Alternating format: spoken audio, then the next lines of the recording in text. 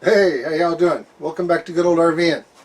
My name's Greg, and I will be guiding you through this project. Well, not really a project. Because of the weather and everything, I mean, today's a beautiful day out, kind of. But I just haven't got into any outdoor projects for a while. And so I'm still kind of doing things in the kitchen, you know, setting things up, stuff like that. And so today I wanted to go over like the Instant Pot versus the crock pot, and why one is better for our situation versus the other.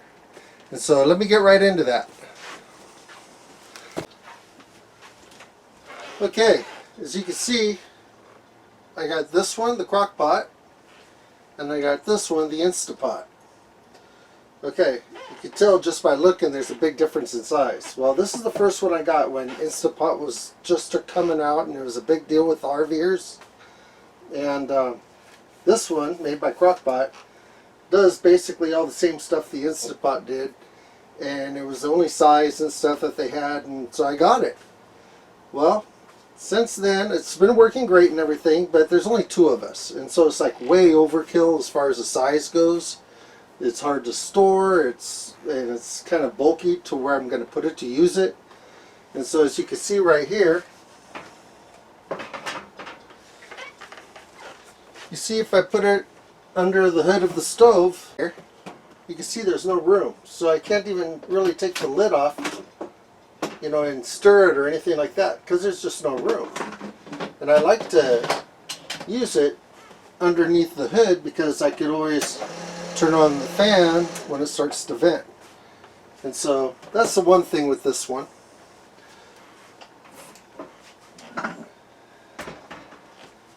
Now if you look at the new Instant Pot that we just got, see how much better it fits under here? And I could literally take the lid off, I could look inside, I could stir it up, I could still use the fan. And actually, I made spaghetti in this 2 days ago, and we still have leftovers. And so, just a thought, if there's only two of you, you don't need a big giant one, you could go with a small one. And so anyways, this is only the first part. The next part is we also have a dishwasher. So if you open it up, pull the drawer out, let's see, we got the big lid. It won't stand up in there, but it'll sit flat. The stand up is too big to stand up. Okay? The little one, however, is stand right on up in here, no problem. Just like that. And so that's something that I'm liking about the little one already. Also, with the little one, see how easy it is? I can take the pot, I don't know if you can see that, but with it underneath the stove hood, I can take that pot right out of there. And I could just take this pot, stick it in here, no problem.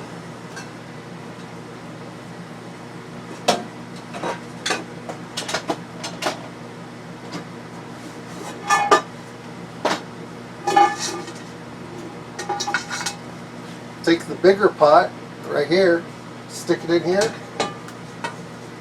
It's a little bulkier, but it still fits. Okay. You just won't be able to put as many dishes in with it. That's the only catch-all, because of the size. I'm keeping this Instant Pot, and I am putting this bigger one into storage. It's also heavy.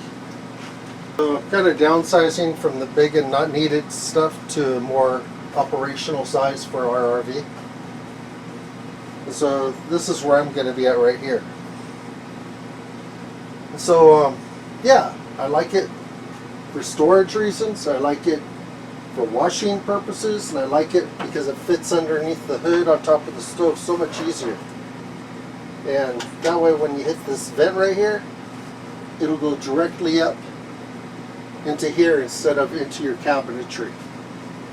And all that steam over a period of time, it'll kill your walls, because that's what happened behind my backsplash, the original backsplash, is the steam from our rice cooker actually damaged the wall. And so let me move right along, and I'm going to start to cook a little bit of stuff. Show you just how easy this is. Okay? Here we go. So it says put this in here. So that's 8 eggs. That should be plenty. Okay, plug this baby in right here.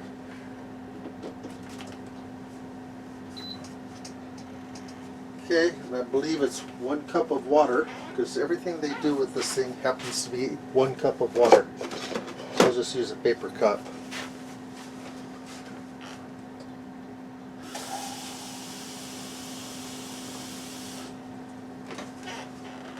Okay, put that in there.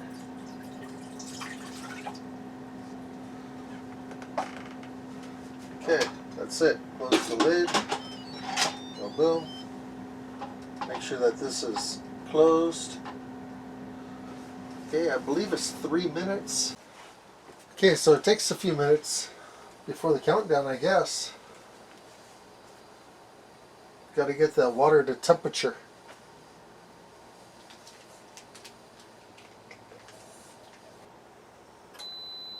Here we go. Okay, you see that beeped, and now it's going to count down. So all that time that it was taking, it was just so you would meet pressure, and the button would pop up telling you that it's at pressure now.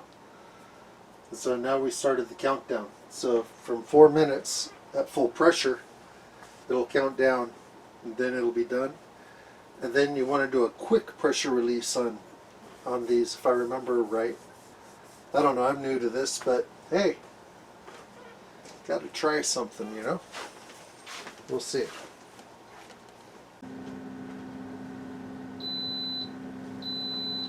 It's saying end, so now what I'd like to do is turn the fan on, then pressure release.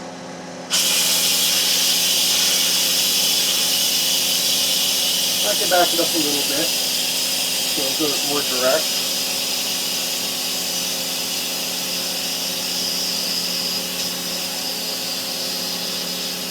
Now you just wait for the button to pop down inside, showing you that all the pressure is out of it. And plus you just listen for it. Okay, as you can see, the button has fallen back in there. So I can pull this out a little bit, and I should be able to open it up. There it is. Okay, and I should have a bunch of hard-boiled eggs right here. Let's see. They're hot.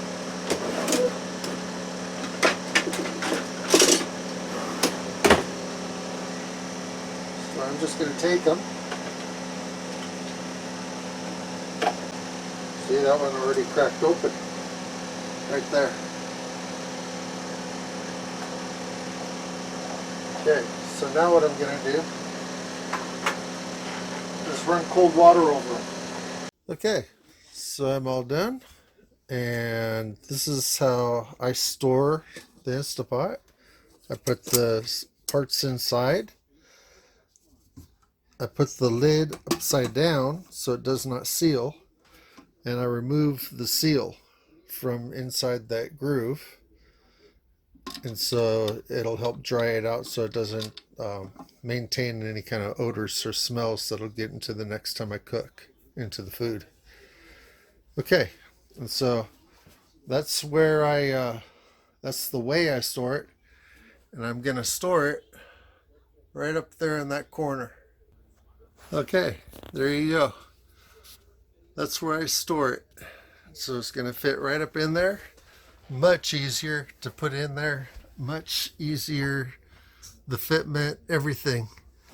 And so, yeah, and don't forget when you're using it, this thing will start to fill up. You got to clean it out once in a while too. Sometimes it's just best to throw it in the dishwasher when I'm washing it. Okay, so that's what I got.